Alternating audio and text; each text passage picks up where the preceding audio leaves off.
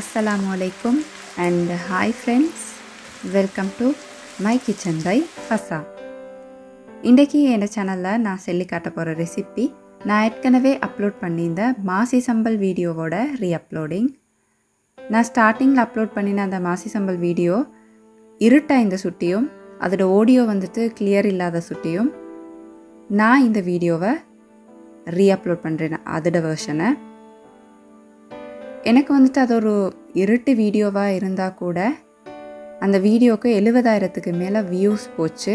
அதோட கமெண்ட் செக்ஷனில் எனக்கு யாருமே ஹாஷாக கமெண்ட் பண்ணவே இல்லை, மாறா அட்வைஸ் பண்ணி ஆடியோ இம்ப்ரூவ் பண்ணுங்கள் அந்த மாதிரி அட்வைஸ் பண்ணி எனக்கு பண்ணியிருந்தாங்க. ஸோ அந்த வீடியோவுக்கு சப்போர்ட் பண்ணின எல்லாருக்கும் ரொம்ப நன்றி.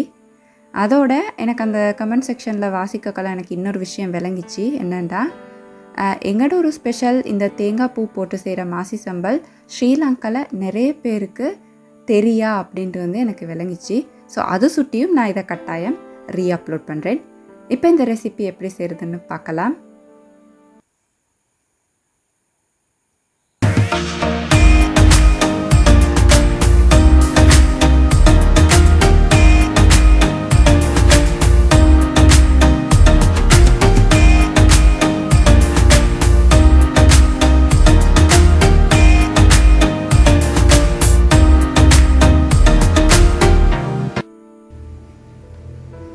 இந்த சம்பலுக்கு நீங்கள் தேங்காய் செலக்ட் பண்ணும்போது கட்டாயம் நல்லா அரை முத்தல் தேங்காய் செலக்ட் பண்ணிக்கோங்க. இதுக்குண்டு இல்லை, நீங்கள் எந்த சம்பல் செய்ய போக்கலையும் அதுக்கு செலக்ட் பண்ணுற தேங்காய் வந்துட்டு பழுத்திக்க கூட இந்த மாதிரி அரை முத்தல் தேங்காயாக இருக்கணும்.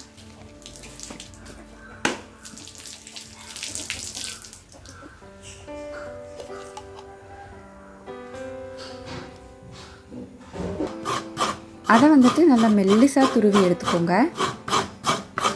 நிறைய அளவுக்கு செய்கிறீங்க அப்படின்னா தேங்காய் துருவுறது உங்களுக்கு கஷ்டமாயிக்கலும். கடைகளில் இப்போ டெசிகேட்டட் கொக்கனட் அப்படின்னு விற்கிறாங்க. ஆனால் அது வந்துட்டு இந்த ஃப்ரெஷ் தேங்காயோட அளவு டேஸ்ட் ஆகிக்காது. ஸோ முடிஞ்சால் கட்டாயம் ஃப்ரெஷ்ஷாக துருவி எடுத்துக்கோங்க. நான் இன்றைக்கி 100 கிராம் அளவு தேங்காய் பூக்கு தான் இந்த சம்பல் செஞ்சு காட்ட போகிறேன். கட்டாயம் நல்ல மெல்லிசாக துருவி எடுத்துக்கோங்க.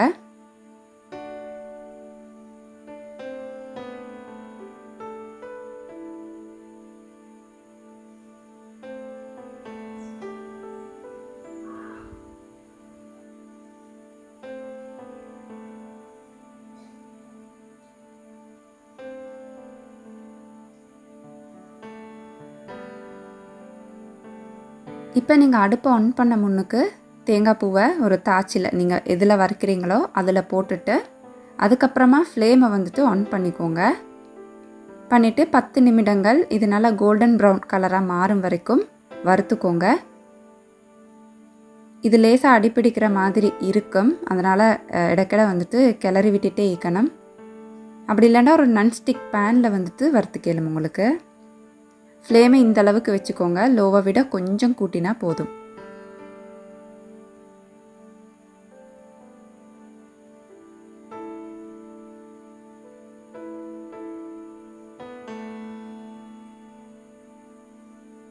இப்போ எல்லாம் இந்த மாதிரி கலர் வந்த பிறகு ஃப்ளேம் ஆஃப் பண்ணிவிட்டு எடுத்து வச்சுக்கலாம்.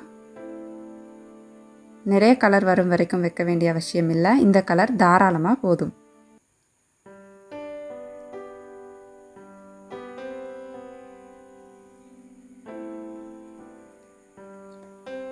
நூறு கிராம் அளவுக்கு வெங்காயத்தை நல்லா மெல்லிசாக கட் பண்ணி எடுத்துக்கோங்க.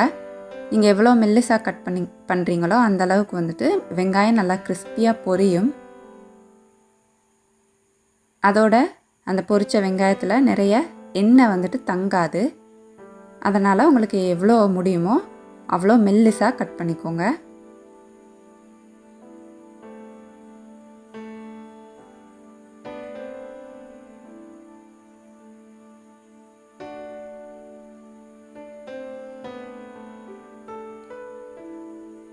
இப்போ இந்த வெங்காயத்தை எண்ணெயை நல்லா சூடு பண்ணிவிட்டு அதையும் நல்லா கோல்டன் ப்ரௌன் கலர் பொன்னிறம் ஆகும் வரைக்கும் பொரிச்சு எடுத்துக்கோங்க. வெங்காயம் பொரிக்கும்போது நீங்கள் கொஞ்சம் கவனமாக இருக்கணும். ஸ்டார்டிங்கில் கொஞ்சம் முருகாத மாதிரி இருந்துட்டு லாஸ்ட்டாக வந்துட்டு சீக்கிரமாகவே அது தீஞ்சிரும். அது சுட்டி நீங்கள் கிட்ட வைந்து கொஞ்சம் பெரட்டி நல்லா கலர் வரும் வரைக்கும் பொரிச்சு எடுத்துக்கணும்.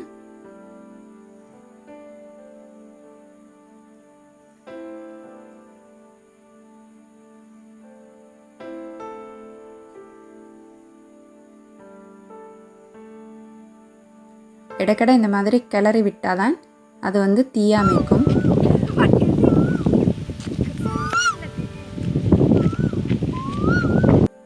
இப்போ கட்டாயம் நீங்கள் இந்த கலர் வரக்கலையே இறக்கி வச்சுருங்க. ஏண்டா இதை விட கலர் வரும் வரைக்கும் வச்சுட்டிங்கண்டா இறக்கும் போதே அது தீஞ்சு போயிடும். ஸோ இந்த கலர் வரும்போது இறக்கி வச்சுருங்க.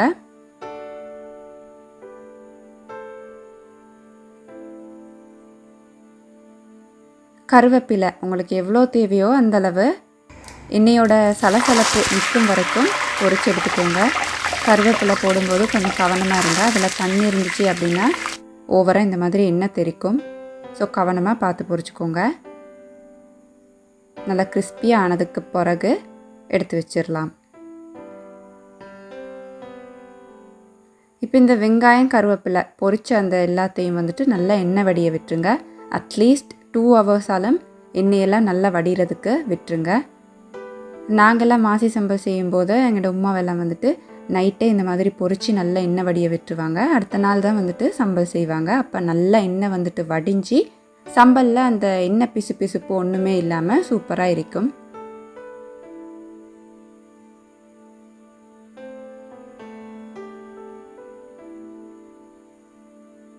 இப்போ ஒரு தாச்சை சூடு பண்ணிவிட்டு அதுளுக்கு 1/2 tablespoon அளவு சும்மா பேருக்கு கொஞ்சம் ஆயில் சேர்த்துக்கோங்க.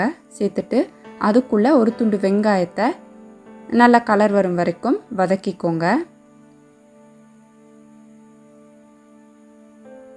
இந்த மாதிரி தாளித்து சம்பல் செய்யும்போது சம்பல் நல்லா வாசனையாக டேஸ்ட்டாக இருக்கும்.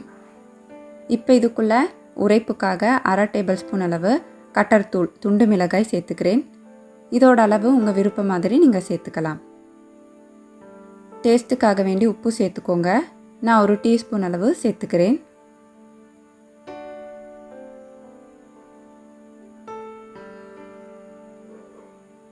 இப்போ இதுக்குள்ளே நாங்கள் ஏற்கனவே வறுத்து வச்சிருந்த அந்த தேங்காய் ரோஸ்ட் பண்ணி வச்சிருந்த தேங்காய் பூவை சேர்த்துக்கோங்க.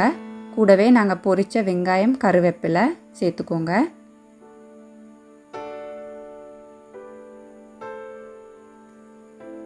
இந்த சம்பலுக்கு மாசி செலக்ட் பண்ணும்போது கட்டாயம் முழு மாசியை எடுத்து நல்லா இந்த மாதிரி அரிஞ்சு எடுத்துக்கோங்க மெல்லுசாக. அப்போ டேஸ்ட்டாக இருக்கும். தூளாக்கின மாசி கூட சேர்த்துக்கலாம். பட் முழுசாக வாங்கி இந்த மாதிரி சேர்த்திங்கண்டா அரிஞ்சு சேர்த்திங்கண்டா டேஸ்ட்டாக இருக்கும். அதில் நான் 50 கிராம் அளவு சேர்த்துக்கிறேன். சேர்த்துட்டு நல்லா மிக்ஸ் பண்ணிக்கோங்க. உங்களுக்கு இதை விட கூடுதலாக மாசி வேணும்னா நீங்கள் 100 கிராம் அளவு கூட சேர்த்துக்கலாம். உங்களுக்கு நிறைய மாசி இருக்கணும்னா அந்த மாதிரி சேர்த்துக்கலாம். சோய் சாஸ் வந்து 1/2 tablespoon அளவு 1/2 tablespoon அளவு சேர்த்துக்கிறேன். இது ஆப்ஷனல், உங்களுக்கு விருப்பம்டா சேர்த்துக்கலும். எல்லாம் போட்டு 4 நிமிஷம் மாதிரி லோ ஃப்ளேமில் நல்லா இந்த மாதிரி மிக்ஸ் பண்ணிக்கோங்க. அந்த மாசி லேசாக சூடாகும் வரைக்கும் மிக்ஸ் பண்ணிட்டாலே தாராளமாக போதும். அதை விட வச்சேன்டா அந்த மாசி வந்து நல்லா கல் மாதிரி முருகிரும். சாப்பிடும்போது கடிக்கேலா போய்த்திரும்.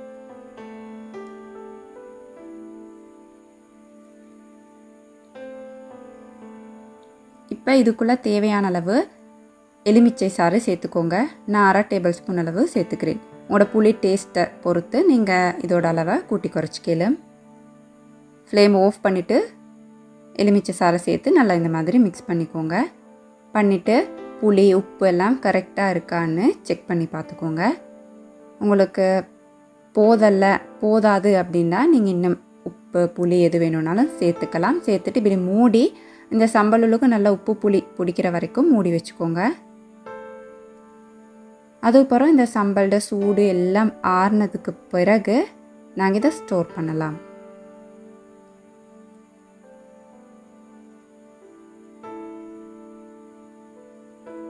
நாங்கள் எங்கட ஏரியாலெல்லாம் கல்யாண வீடுகளில் மாசி சம்பல் அப்படின்னு சொல்கிறது இந்த சம்பளை தான்.